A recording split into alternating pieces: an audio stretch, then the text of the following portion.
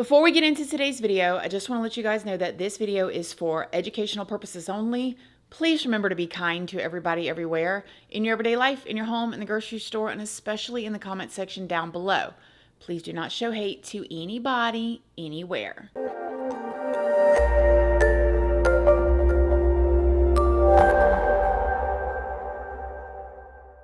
So good morning, good morning, good morning. How is everybody doing today? I hope you all are having an amazing day. I hope you all are having a wonderful week so far, and I hope everybody is having a wonderful summer. So in today's video, we're going to be talking about a situation that happened in the early 2000s, which sounds so crazy to say. And this situation has a very divided, split opinions of people. There is a lot of people that believe one way and one thing happened, and there is a lot of people that believe another way and that a different thing happened. So at the end, I want you guys to let me know what y'all think happened, and at the end of the video, I'm going to tell y'all what I think happened. Before we get into it though, I did want to let you guys know, if you don't already know, hi, my name is Christina. I do have a second channel, which is Casually Christina. We just do things more casually over there. I also have a Patreon. My Patreon is for 18 and up. And over there, we just talk about more personal stuff. We go live over there. And there is a $2 tier for all of the true crime stuff that cannot go onto YouTube due to their terms and policies, and just extra little true crime stuff and a little bit of sea theory stuff and random, that type of stuff. That's all under the $2 tier on my Patreon. Just make sure you read the full about section and what each tier offers before you join.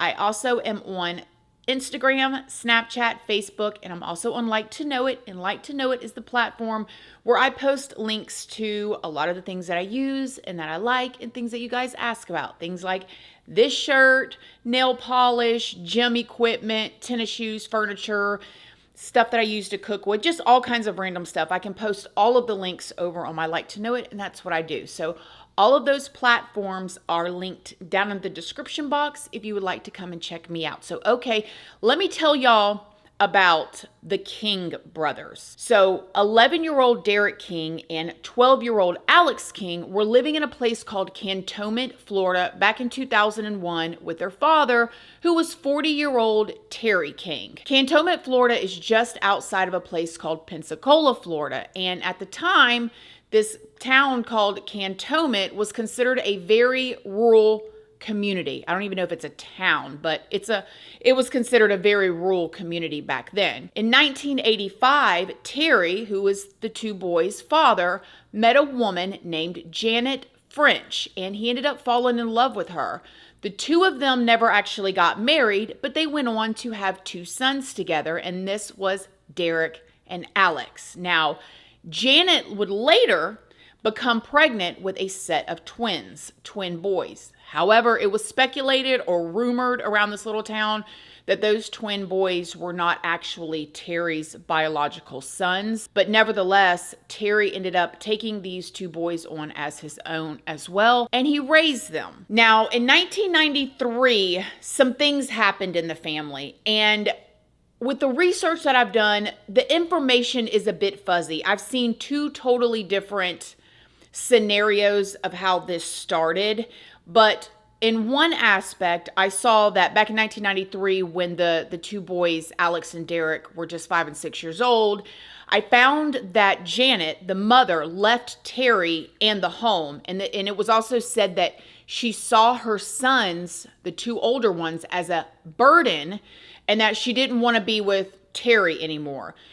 This information also said that the mother ended up moving away to Kentucky with her twins, and she changed her name. However, I also saw some information that said that she possibly gave those two up for adoption and thought that she was doing the right thing by them. But nevertheless, what we know for sure is Janet, the mother, and the two twin boys got separated from Derek, Alex, and Terry. So at this point, Derek and Alex, they stayed with their father, Terry. Now, Terry was known by the people around him to be very quirky. He was heard to be a religious man, and people really felt like he was a really good-hearted, soul. However, sadly, after Janet left, Terry was having a really hard time raising Derek and Alex. Now, because he had to work so much, Terry didn't have a lot of time to really be home with his sons and raise them the way that he wanted to, and also the way that he felt like the boys deserved to be raised. He was really struggling financially too. He also didn't even have enough money for food or even to keep the power on sometimes. And from everything that I could find, Terry had zero help from anybody at this point.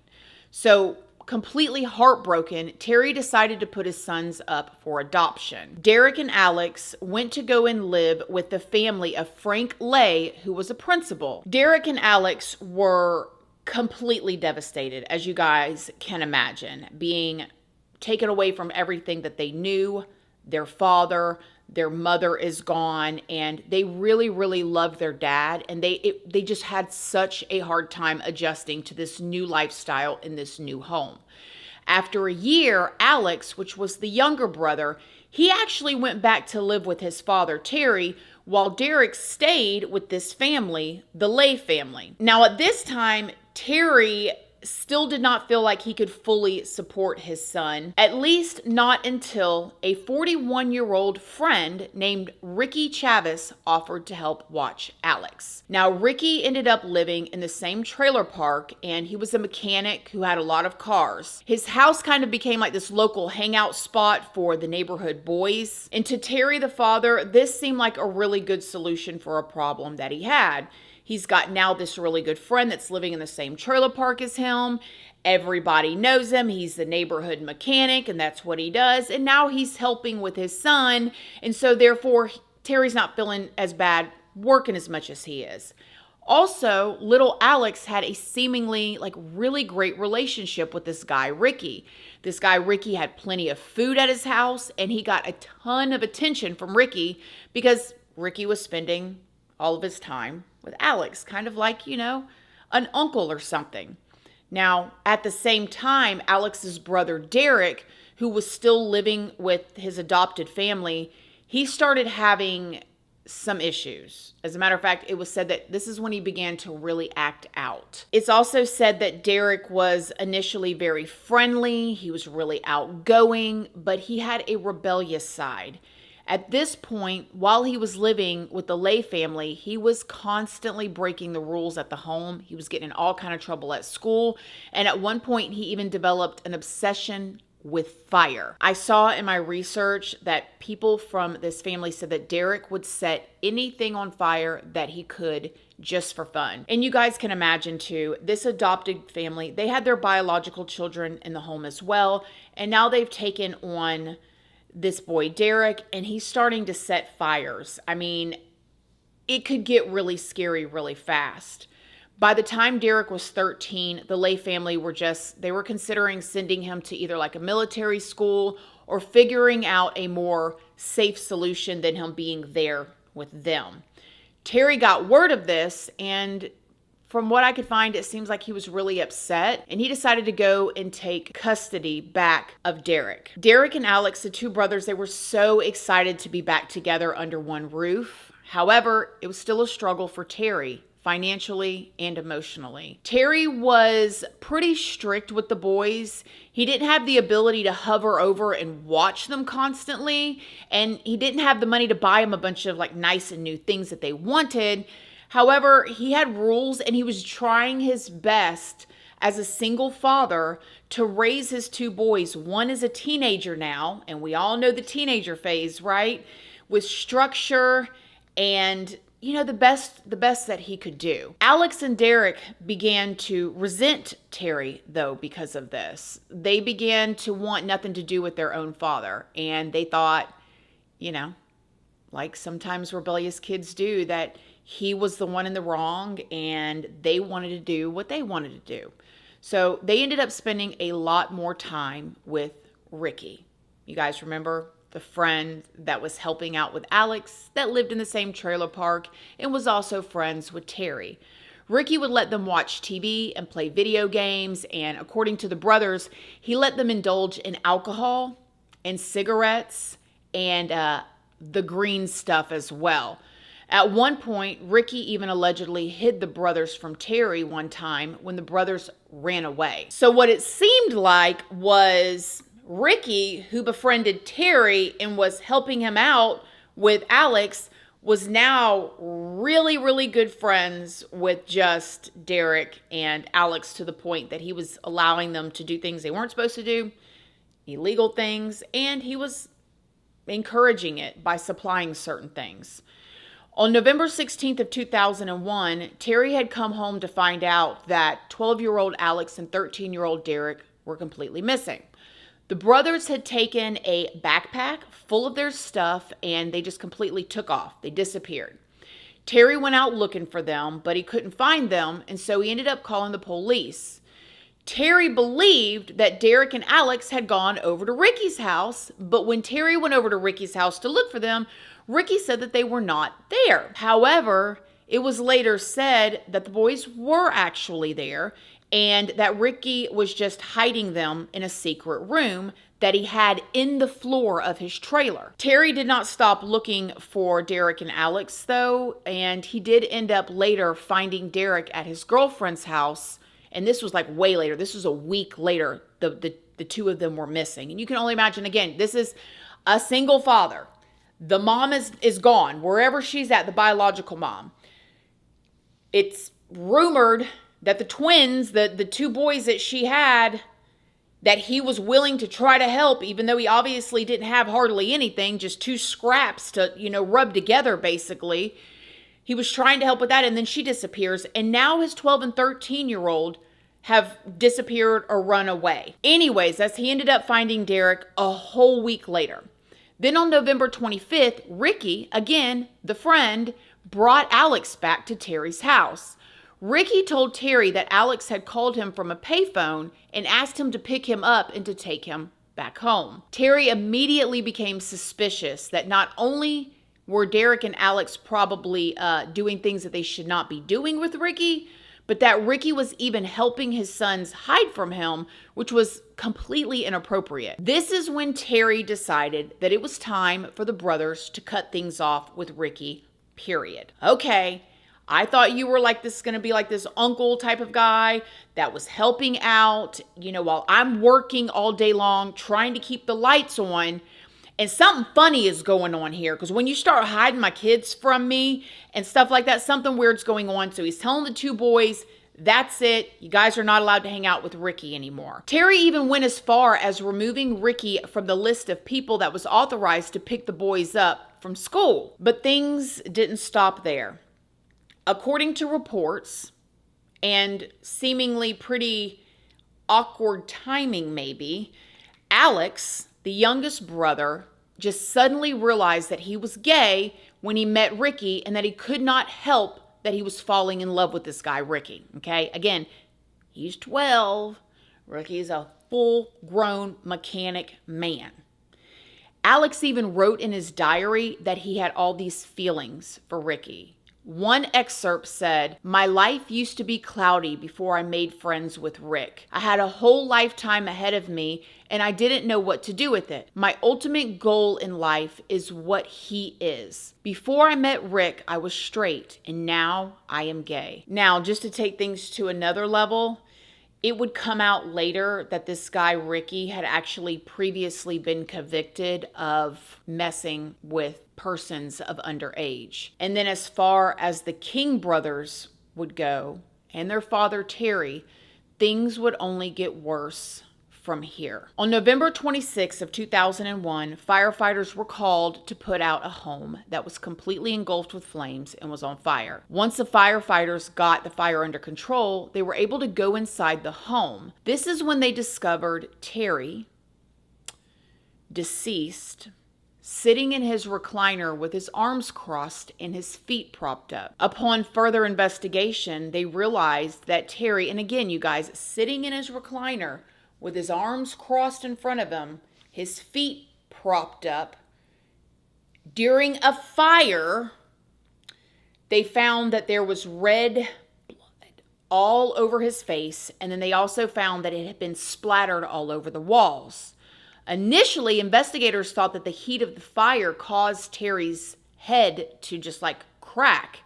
However, later they realized that Terry's head actually had been bashed with a blunt forced object. It was later determined to be an aluminum baseball bat. This realization is what turned the investigation into now a homicide investigation, and Derek and Alex, the brothers, were absolutely nowhere to be found at this point. The very next day, lo and behold, the King brothers show up at the police station to turn themselves in. They tell the officers that they want to give a confession, and this is when they tell the investigators that they murdered their father because they were afraid that he would hurt them for running away.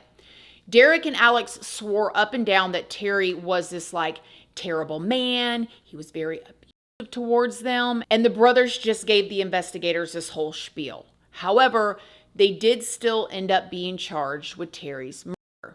Now, when questioned, Alex and Derek would go on to say that they waited until their father was asleep before they hit him over and over and over again with a baseball bat. The two boys then confessed to the investigators that after they did this is when they set fire to a bed in a bedroom after they were sure that Terry was already passed away. They went on to tell the investigators that they were hoping that this fire would completely destroy any evidence and that it would just look like an accidental fire. Which, mind you, you can just imagine these investigators sitting here at this point. They've gone to this scene, okay?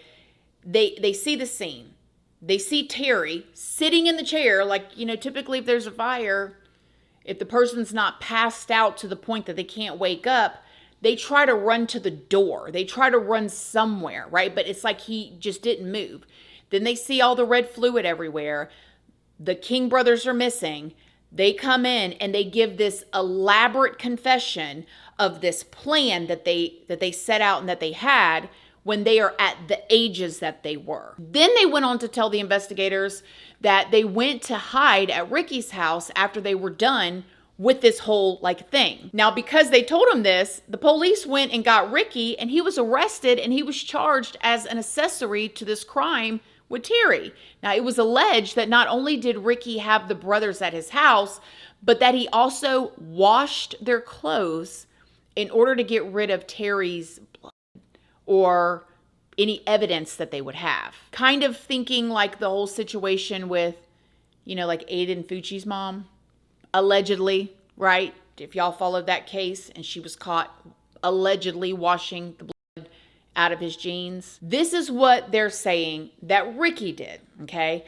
So at this point, the investigators really start looking into Ricky's past, and that's when it is discovered that back in 1984, he had been convicted of having inappropriate relationships with two 13-year-old boys. This is also when investigators found Alex's diary and read what Alex had wrote about being all in love with Ricky. This really had the investigators going through a loop now because they're like, wait a minute, now we got these two that has come in and they've given this confession.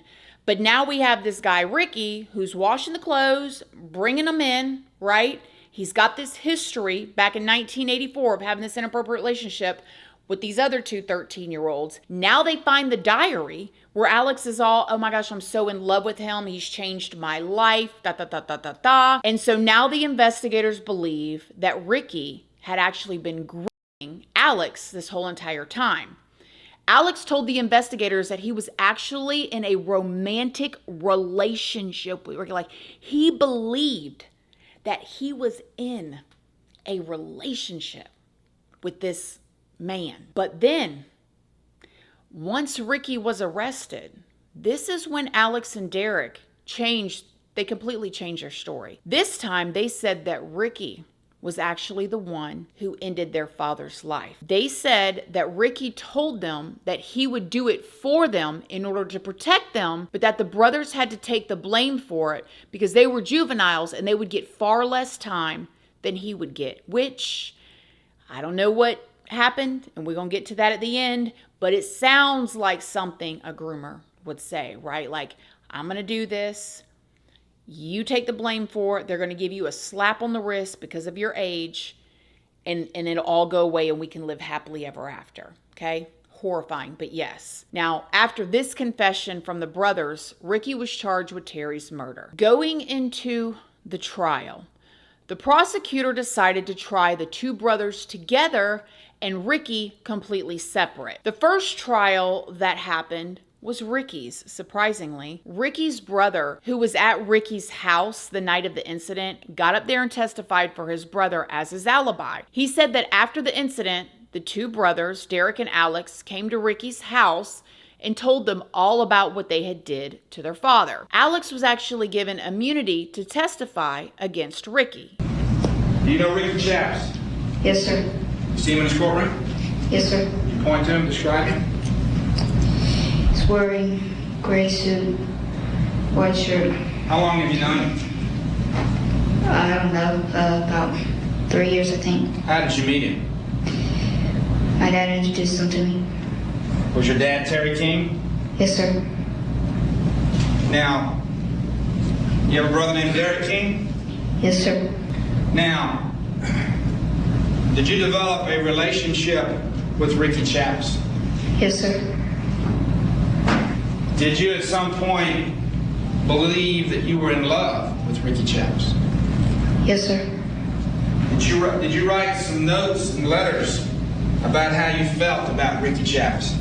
Yes, sir. Let me show you some marked states exhibit number 10 for identification purposes. Is this your handwriting? Yes, sir. Okay, it says AK and RC, is that right? Yes, sir. What does the AK stand for? Alex King. What does the RC stand for? Ricky Chavis. Frank Lay, you guys remember the adoptive parent, he got up there and testified at Ricky's trial as well. And he talked about how Derek was when he lived with them.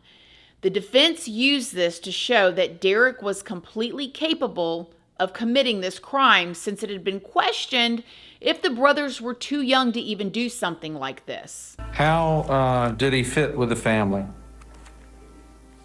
Well, he had trouble engaging with our family in the sense that he, had problem telling the truth to start with, and we expect that and demand that. Did he seem to have a fascination with fire? Yeah, I would say yes, because when he first came and we'd do a little fire out in the yard or something, it would be tough to keep him out of the middle of it, literally. He just was too engrossed in it. Did you feel like it was a threat to your household, that he needed to be kept away from lighters and matches? Yeah, we forbid him from having any kind of matches or lighter or anything like that. Did it finally reach a point where you decided this wasn't going to work? Yes, we have 6 grandchildren, and we were just getting concerned about his lack of ability to discipline himself at school, at home, and so we started to make efforts toward finding him either a military school or a boys' home or something that would be able to deal with his problems 24/7. And at the end of that trial, according to the courts, there just was not enough evidence against Ricky, especially because the brothers had changed their stories so many times by this point. So he was ultimately found not guilty for the murder.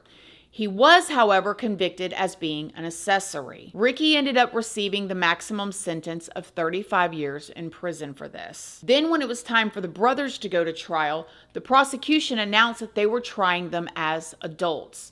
They were both convicted of second-degree murder and arson. In the Circuit Court in and for Escambia County, Florida, State of Florida Plaintiff versus Derek King Defendant, case number 01612B.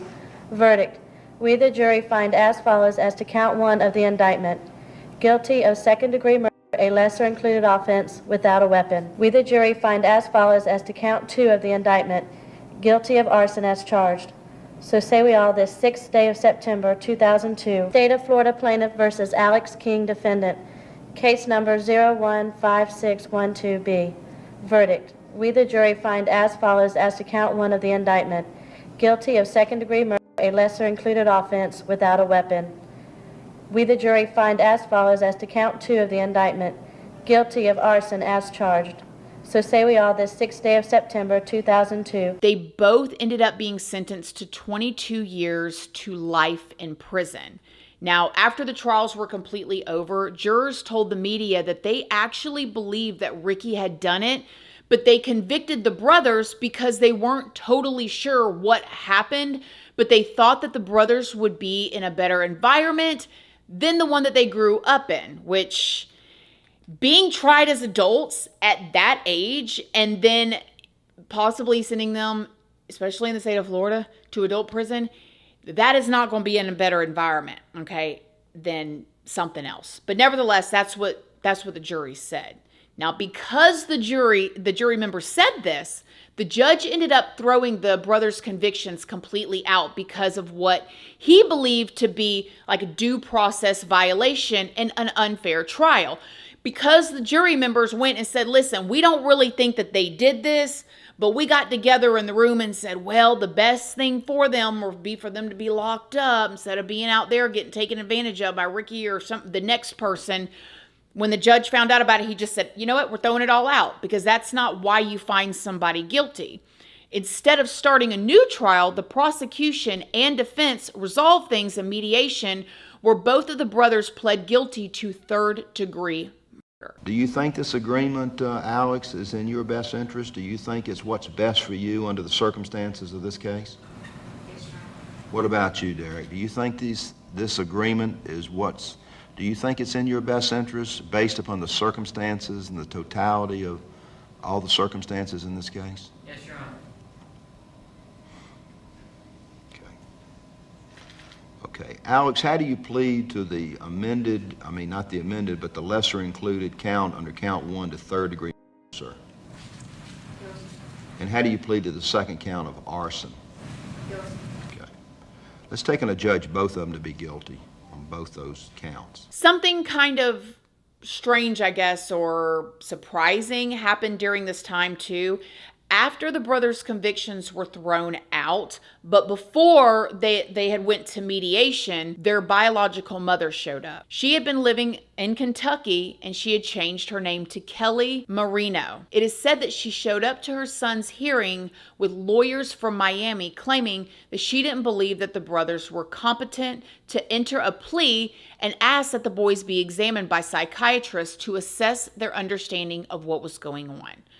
Their mother had only seen them 5 times or less, and for less than 4 hours since she had left them back in 1998. My children were told that, they were sitting there, they were told this is like almost like a youth camp or something to go to with other kids. And they wwere told this is prison, it's going to be for whatever amount of years. Well, what my children probably heard was, you're going to get out of this cell here. You're going to get to go out with other kids and play. That's what they're looking forward to there. They're, because they've been in a cell. They were told if they plead to this, that, they get to go have fun with other kids and everything else. They don't know the seriousness of this. Rosie O'Donnell herself was actually the one to hire the lawyers the mother showed up with that day. Like, can you imagine? The bio mom shows up with lawyers that Rosie O'Donnell hired from Miami. Everybody was talking about this. Ricky, he was later tried for the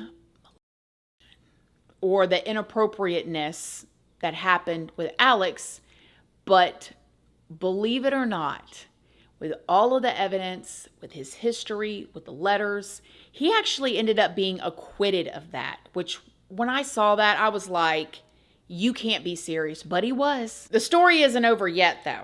Okay, so the boys got their sentences from the judge, and it was totally different than if they would have been tried the other way. So in 2005, Alex, he was 15 years old at the time. Again, Alex is the younger brother.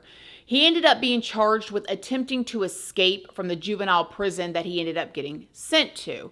According to reports, he and another inmate stuffed blankets under their covers to make it look like, like they were in bed, the arms and the legs and all that stuff. Then they snuck into a different classroom where the prison guards found them the next morning. Now, it was said that they were actually crawling through the ceiling, but they could not find a way out onto the roof, so they ended up in that classroom. Alex was convicted of escape, and he was sentenced to 5 years probation once he ended up getting released from this little juvie program / juvie program prison type of thing, okay? Alex was released on parole April 9th of 2008 when he was 18 years old. He served a total of 6 years, which honestly was a lot better than the 22 to life in an adult state penitentiary like he was sentenced the first time before the judge ended up throwing it out. Now, Derek, his older brother, he was released on March 7th of 2009 when he was 20 years old. He ended up serving a total of 7 years. Both of the brothers ended up getting a year time served for the time that they spent in the county jail waiting to go to trial. And Alex ended up doing an interview later with Larry King after he was released. And you've been out how long now, Alex? A little over 2 years. What's it like outside? It's well, at first I can say it was a bit confusing. I spent a lot of time trying to figure things out, but I'd say it's really nice with a family like I have, with Kathy and her daughters and everything. I know you don't want to discuss how you killed your father. That's a brutal, I understand that completely. But it's fair to ask why you killed him. You know, those times were really confusing for me. I don't even think about it anymore. I'm more focused on now and the future. But this man, Chavis, who's doing time in prison, he caused this, did he not? Well, I can say that had he not been around, I would believe my father would still be alive. They were friends, were they not? They were, from what I recall. But then Alex was actually arrested again in 2011 for violating the terms of his parole after leaving the scene of a car accident. When asked why he ran, Alex told the officers that he ran because he was scared since he was on probation for his escape attempt from, crawling through the vents and ended up in that classroom. He said that he didn't want to go back to prison, and that's why he left the scene. Alex was actually married at one point too, but he ended up divorcing after just 3 years. 35-year-old Alex would later pass away on April 23rd of this year, 2024, in Montana from an OD. According to his uncle, Alex had been struggling with substances for the past several years, and he had tried to get into a rehab, but the uncle said that Alex struggled with feeling confined at a rehab center, and he just kept leaving the rehabs. 36-year-old Derek moved to Washington, D.C. and Virginia, where he got married, and he ended up having a child there. He has since been divorced, and he ended up moving back to a place called Pensacola, Florida. According to reports, he was in and out of prison in Virginia on various different charges, including charges, stuff like that. So just from that right there, the boys continued to struggle. And I did see that when Derek first got out of the juvie sentence that he had, he ended up going to this ranch, and he did really good for a while, and then just kind of was going up and down. And then we know that Alex ended up passing away from an OD. So it seemed like they just continued to struggle. Now 63-year-old Ricky, he's still in prison, and he isn't set to be released until 2023, which we'll talk about my opinion on that in a second. Now, the brothers later admitted that Terry was actually a really good father and that he never, ever put his hands on them. So, were they groomed by Ricky? Did they actually hate their father and they killed him in cold blood? Or did Ricky do it, and the brothers were innocent bystanders being manipulated by an adult? My opinion, I think Ricky did it. I think Ricky did it because of the strength that it took to hit the father, Terry, in that way. I think he did it. I think he gripped the boys. And I think that getting out in 2033, which is just less than 10 years, is too soon. I think he's in a habitual, at this point, we know he is a habitual offender, somebody that takes advantage of the most vulnerable of our population. And I think 2033 is far too soon. It should be 3033, in my opinion. But, I'm not a professional or anything. And I feel really bad for the boys, man. They got messed up. And I feel really bad for Terry because he was just trying his best. A lot of y'all know what it feels like out there to be that parent where you're doing everything you can. And you feel so guilty because you're working so much just to keep the roof over your family's head or your kid's head, food in their belly, and nothing that you do feels like enough. And at the same time, he was still trying to be a good dad. He was trying to give them structure and rules along with love. And he trusted a friend, a male friend. And this is how it ended. So sad. Y'all let me know what y'all think in the comment section down below. Other than that, I love you guys. Thank y'all for being here, and I will see y'all in the next video. Bye.